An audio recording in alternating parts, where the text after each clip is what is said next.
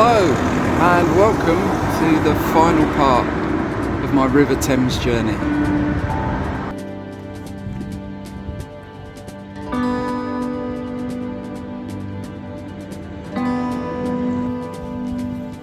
For this part of my journey I'm starting at Northfleet, which maybe you can see isn't the most glamorous of places. Yeah, anyway.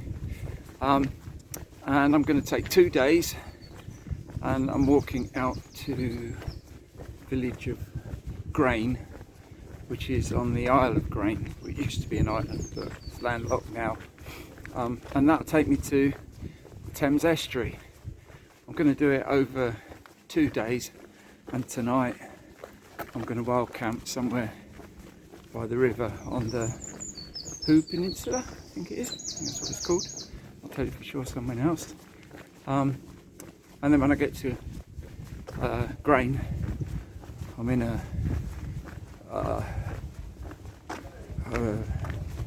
not bed and breakfast, well, there's no breakfast, just a bed. Can't remember what the name is now. You have these mental blanks at the most crucial of times.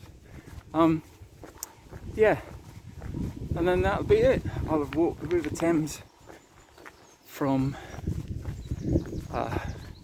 source to sea. I've made it back to the Thames. I think I'm on the right path. It says there's a diversion and I'm not desperately sure. It's a little bit confusing, but hopefully I've got it right.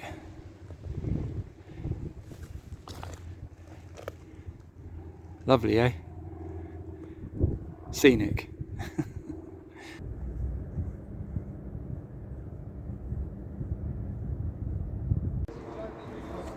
This is the Pocahontas Memorial, which is in Gravesend. I guess she must be buried somewhere in this dirty great old church. Well,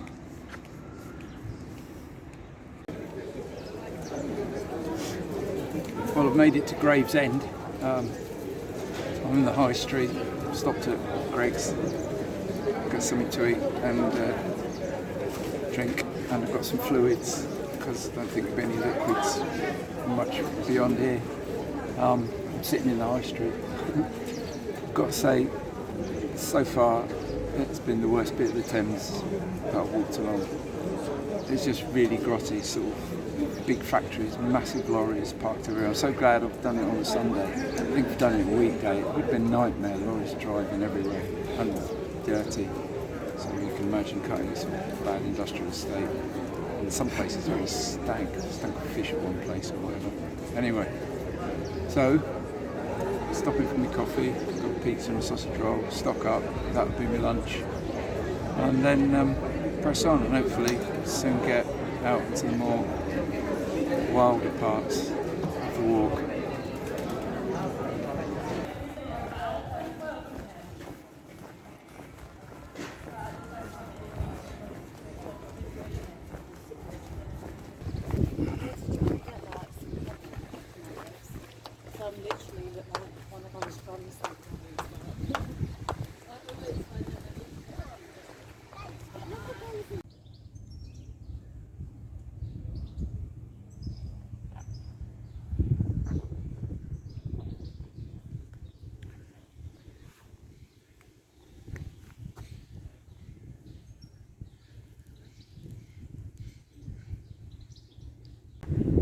Well, I've arrived at the new Tavern fort, which is just downstream from Gravesend. It says here originally it was built in 1780s, but had been in constant use for about 150 years. And there's a fine display of guns, and the middle of it, I guess, which was the fort, they've made into a park, which is yeah, really attractive, really well done. They got modernised, I suppose. It says different guns and that, and it works in, well, they modernised the guns as time went on, obviously, that's what I'm trying to say. And it works in conjunction with another fort, I'm trying to find what it says, Tilbury Fort, which is over there somewhere. So between them they could put up a barrage, so if any French warships came down the Thames, they'd blow them to pieces. Just makes you realise how long we spent, many years we spent being frightened of being invaded by the French. And I guess, yeah, you had to defend the Thames because they had like the ammunition works and dockyards and everything, which was really, really important for many years for the nation, for its security and for its livelihood and so on. So I suppose you had to seriously defend it,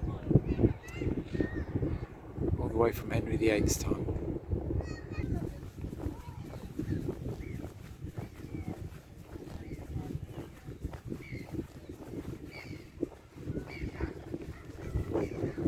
Well, for the second time I had to take a detour. The path closed.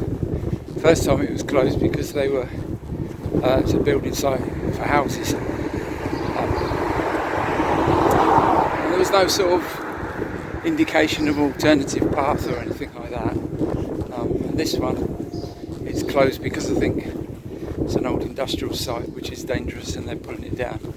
There was a bit of a map sort of trying to show you the way, but I'm not really sure about it.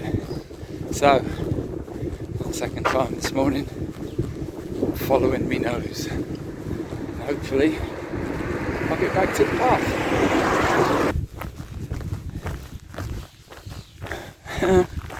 Well, I'm back to another boring industrial estate.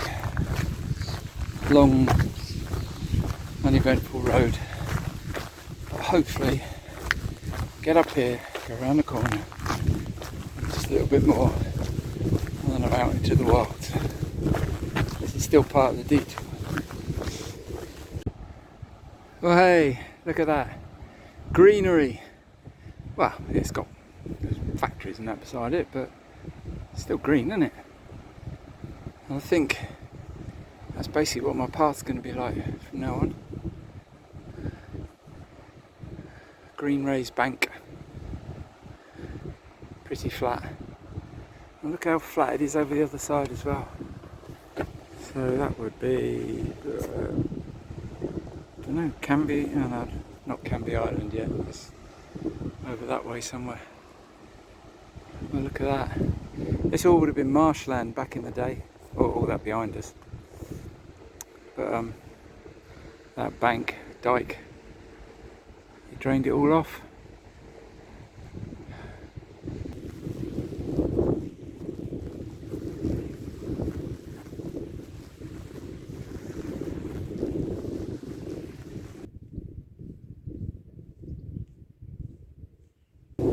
I'm now looking inland on the Hoo Peninsula. In front of me is a firing range.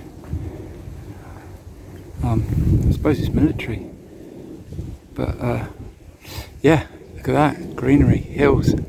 So I guess this part down here is the marshes, and then it rises up there. You can see one or two villages. I guess it would have been a bit drier.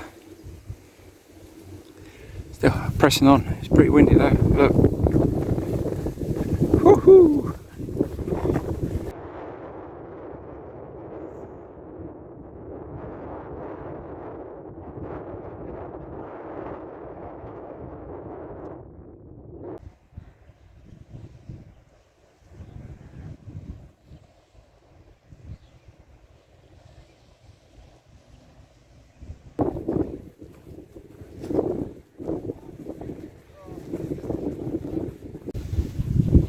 Next major landmark along the way, this is Seanmead Fort,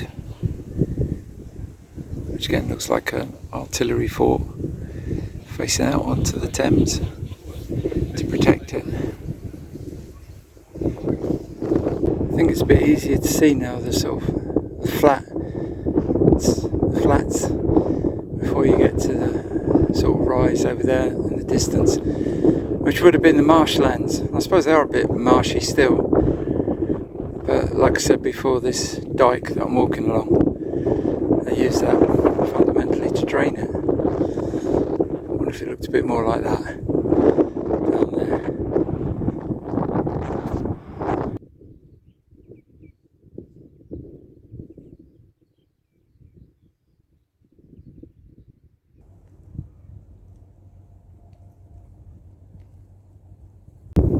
On my last walk on the Thames and on this one as well, one of the things that struck me is the amount of debris, I suppose there is, of old constructions, old jetties, platforms, steelworks. I think them out there, a lot of them might have been concrete boats. But yeah, even the odd boats sort of half lying in the water, rotting away. I'm coming up to Clifford, which I'll tell you about when I get nearer. This is Clifford, which was built in the 1860s, and across the other side of the Thames over there somewhere is Coalhouse Fort. Again, they were built at a time when England felt threatened by the French. But by the 1860s, sort of warfare had developed so much that they didn't feel the fort down in Gravesend was up to the job. So they started building this one, and there's one or two more further along, which we'll see some of. Unfortunately, you can't get to this one because it's on a gravel working site. But anyway, they had problems with it because it's built on like marshland, and it started sinking, subsiding bits of it. So they had real difficulties with it. Although the French never did attack or anything, and some people saw them as these forts as very expensive white elephants. But they were used right up to the Second World War. I think again they had anti-aircraft guns emplaced in them along the way. It's a shame you can't get in it though and have a look around. I think it's very interesting.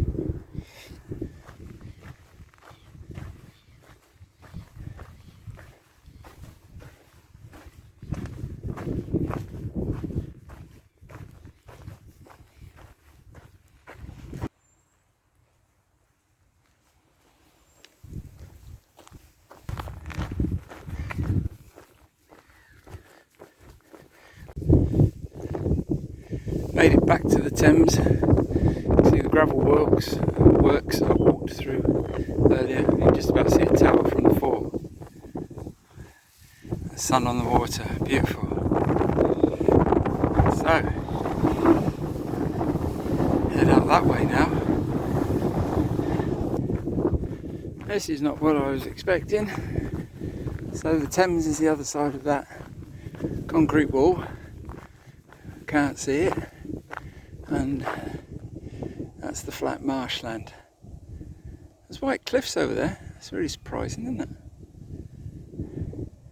Sheep. My first sheep. And a long white trail.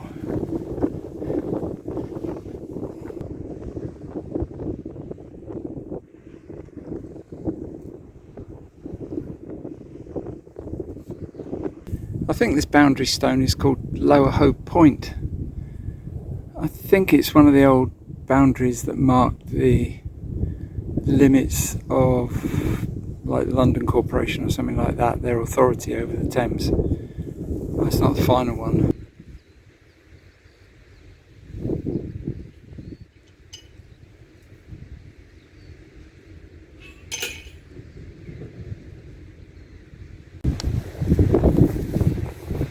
Well, I've got to say, the last few miles since Cliff Creek have been pretty tedious. It's just been walking along that track over there, and you're not being able to see anything. There's a massive great wall blocking the Thames, so it's been really disappointing, not being able to see anything at all. But a path's just come up onto the wall now, so I can see the Thames again, which is a real relief. Just across the way there's big stocks, cranes, ships.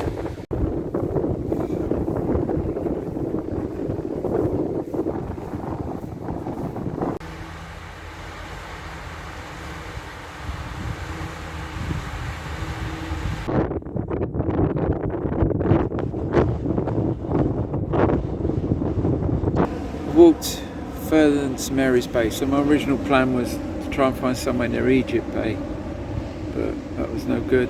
So I carried on to St Mary's Bay, and I was tempted to pitch up behind a wall there, but I couldn't see up and down the Thames. So I pressed on, and I found this spot behind some bramble bushes which seemed to break the worst of the wind. You see what I mean? I think I'm going to pitch up here, and I can see up and down the Thames as well. So I think it's going to have to do. I'm sure it's fine. I have to do. I'm sure it's fine. I've had my pasta. I've just had a cup of hot chocolate. That's basically me. I'm going to sit here and watch the sun go down over the River Thames, and then I think I'm going to attempt to hibernate. It's still a bit windier, you can see it kind of tents flapping around a bit, even though it's sheltered from the worst of the wind. Hopefully it won't keep me awake at night. I'll see you in the morning.